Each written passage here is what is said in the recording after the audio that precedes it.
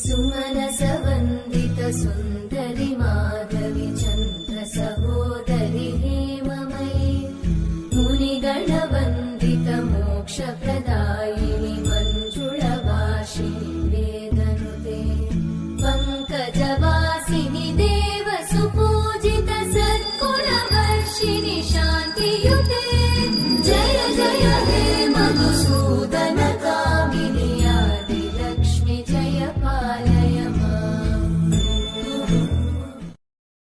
सुमनसवन्दित सुन्दरि माधवि चन्द्र सहोदरि हेममयि